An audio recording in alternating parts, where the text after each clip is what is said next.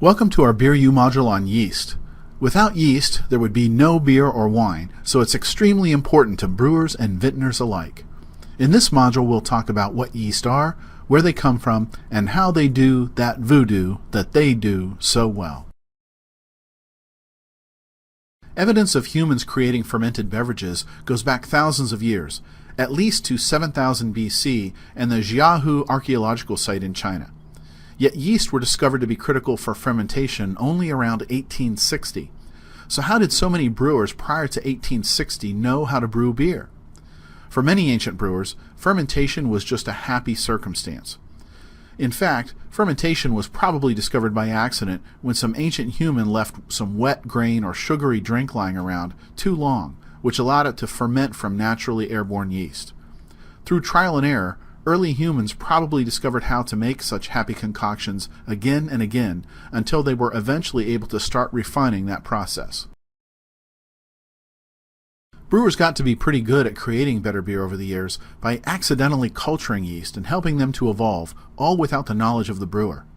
Despite a lack of understanding of fermentation, brewers could certainly tell which batches of beer they liked and which ones they didn't. Brewers often took samples from the batches they liked and used those samples as a source for the start of a new batch of beer. They might add a good sample into a new batch of beer, hoping that the qualities of the good sample would somehow transfer themselves to the new beer. In many cases, this worked because the yeast from the good sample would inhabit and reproduce in the new beer, making it a good beer as well. Similarly, brewers knew that some wooden barrels consistently made good beer, while others made bad beer. Sometimes brewers would use pieces of the good barrels to build new barrels. Because the yeast were inhabiting the wood itself, the good yeast from one barrel might get transferred to many new barrels in this process. In this way, brewers over the millennia have been influencing the evolution of yeast and creating better and better yeast strains, all without knowing what yeast were or that they had anything to do with making beer. Yeast are essential in making beer, wine, and bread. They are responsible for making alcohol and carbonation, so beer and wine would be pretty boring without it. Yeast are single-celled organisms and are classified as fungi, and they are literally everywhere. They live in wood, including tree bark and lumber, and they also live in the rinds and skins of many fruits.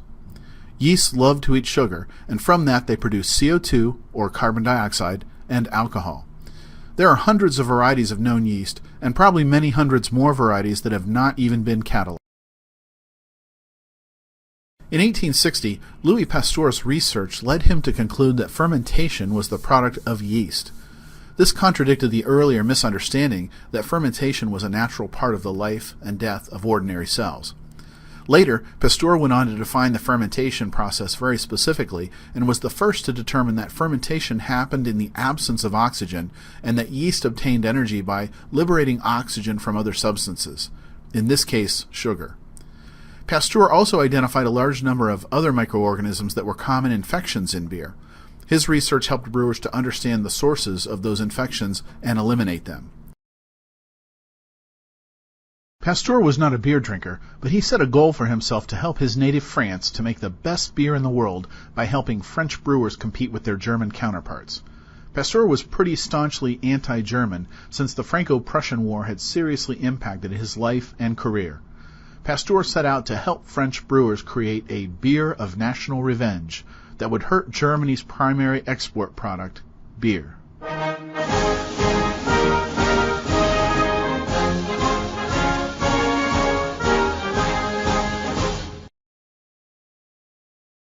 Yeast are responsible for fermentation and producing alcohol and CO2 from sugar.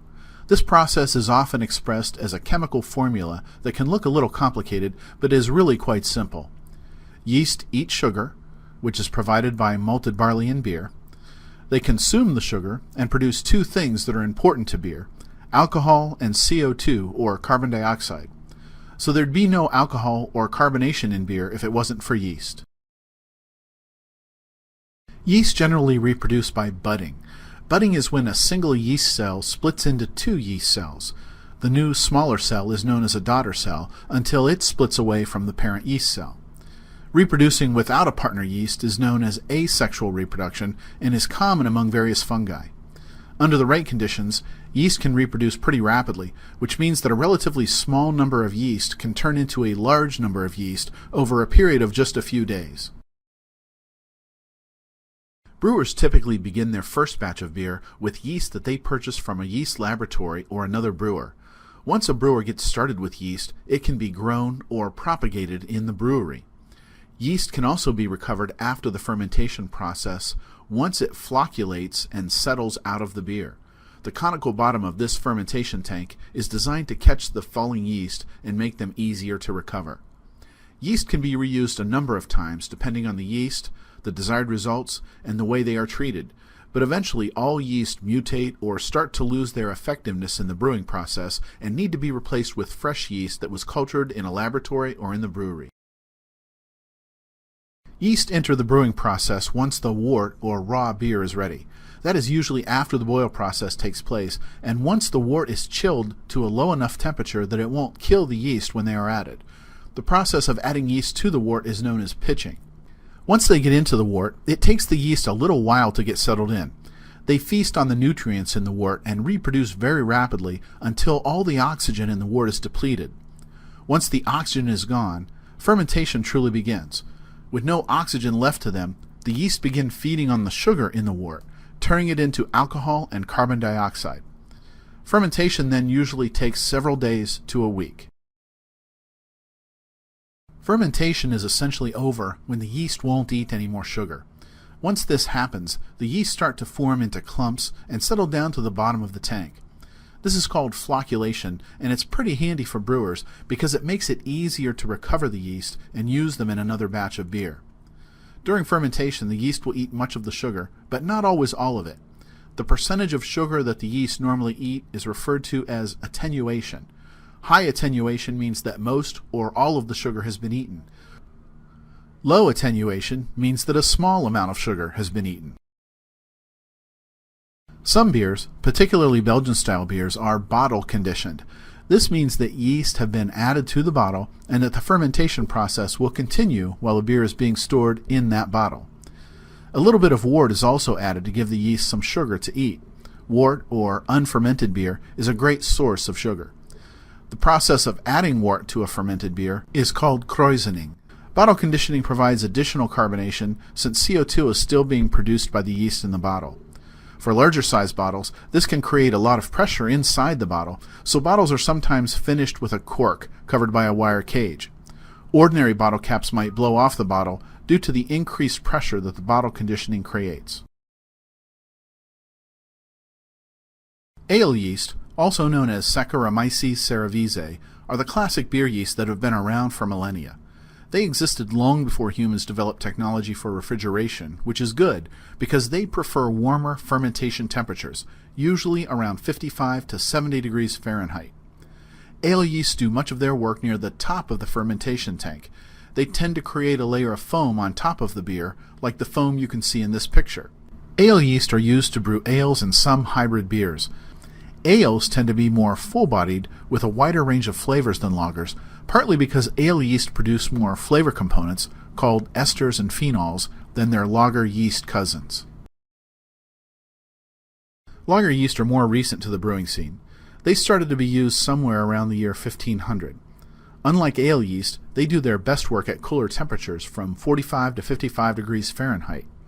They've thrived in cool climates and become common since the advent of refrigeration. Lager yeast are called bottom fermenting because they tend to settle near the bottom of the fermentation tank to do their work. Modern lager yeast are called Saccharomyces pastorianus or Saccharomyces carlsbergensis. Both names refer to the same yeast species. Lager yeast are used to brew lagers, which are typically cleaner and crisper than ales. That's partly because the lager yeast produce fewer flavor components, like esters and phenols, than their ale cousins. Saccharomyces pastorianus, lager yeast, is a descendant of Saccharomyces cerevisiae and Saccharomyces eubayanus, something of a mystery yeast that might have come from South America. Prior to the year 1500, pretty much every beer that was brewed was an ale. That is to say, it was fermented with ale yeast at relatively warm temperatures. After or around 1500, German brewers began to brew lagers with yeast that liked cooler temperatures. and while ale and lager yeast behaved differently, it was presumed that they were essentially the same yeast species. They just liked to do things a little differently. In 2011, a study on a South American yeast was published. It contained the genetic code of a yeast strain native to the Patagonian forest that was found to be extremely similar to the genetic code of lager yeast. Researchers concluded that the two yeast were so similar that they must be related, despite being from different parts of the world. This led to the theory that the South American yeast must have traveled to Europe on trading ships, possibly in barrels made from Patagonian wood, with yeast living in it. This yeast is known as Saccharomyces eubayanus. Centuries ago, Saccharomyces eubayanus apparently made the trip from southern South America all the way to Europe. It's a little surprising because of the distance and the fact that lagers were being brewed in Europe by about the year 1500, a time at which travel between Europe and South America was very limited. But it is possible that eubayanus hitched a ride on a ship about that time. Once eubayanus got to Europe, it met Saccharomyces cerevisiae, the classic ale yeast. The two got together and produced Saccharomyces pastorianus, the modern lager yeast. There are hundreds of yeast species in the world, and some of them are used to do very specific things in the brewing process. Saccharomyces delbrueckii is a strain of ale yeast that tends to produce a high amount of esters and phenols. In many beers, this is a problem, but the flavors that this yeast tends to produce are the classic flavors of the German wheat beer called Weizen or Weissbier. Saccharomyces delbrueckii produces an ester compound that tastes of bananas and a phenol compound that tastes of cloves. Combined, these two flavors produce the signature taste of the German wheat. Brettanomyces, also known as Brett, are a yeast variant that are most commonly known to ruin or spoil beer. Brett can produce a number of unpleasant flavors and is widely regarded as a contaminant. However, Brett is used in small quantities in wine and in some Belgian-style beers to produce specific flavors. Commonly used variations of Brett in Belgium are Bruxellensis and Lambicus. Bruxellensis tends to produce a complex flavor known as barnyard or horse blanket, while Lambicus tends to produce fruity and tart flavors. These flavors would ruin most beers, but are prized in some traditional Belgian ales. Yeast can have significant health benefits and provide some very positive elements for your body. Yeast is full of B-complex vitamins, known to have a very positive impact on human energy levels. Yeast also brings with it a lot of chromium. Chromium is valuable in regulating blood sugar and cholesterol levels. Yeast also contains a lot of protein, which can help to reduce body fat.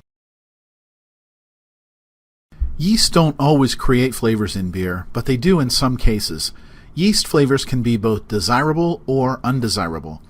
Yeast-produced flavors include esters, phenols, diacetyl, sulfur, and fusel alcohol. Esters are a compound produced by yeast that can produce flavors. To some degree, all beers contain yeast-produced esters, but in many beers, it's not enough to actually taste. Ales, in particular, tend to contain more esters than lagers, as the ale fermenting process is more conducive to producing them.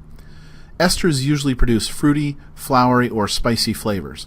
Banana and apple are two examples of flavors that esters can give to beer, but in large concentrations, esters can also produce a solvent-like flavor. Phenols are another yeast-produced compound that can provide flavors in beer, although sometimes other ingredients like malt can produce flavors that are easily confused with phenols. Phenolic flavors are usually undesirable flavors. Phenolic flavors are often described as spicy, smoky, medicinal, or even Band-Aid. While spicy or smoky flavors can be desirable, flavors like medicinal and Band-Aid are most definitely unpleasant. Lastly, we'll touch on another yeast-produced flavor compound that can be found in some beers, called diacetyl. All beers contain diacetyl at some point during the fermentation process. It's a natural emission from yeast.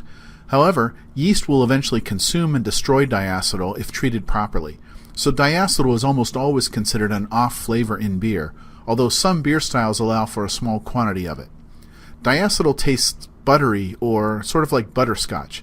It also tends to leave a slick coating on the tongue, and the presence of both the flavor and the slickness is a pretty sure indicator of the presence of diacetyl. Congratulations, you've finished the module. Hopefully you have a few minutes to take the optional quiz that is coming up. Like I said, it's optional, but if you are taking a Beer U curriculum and need to get credit for this module, you'll have to take the quiz and get at least 70% of the answers correct in order to show this module is complete. Good luck!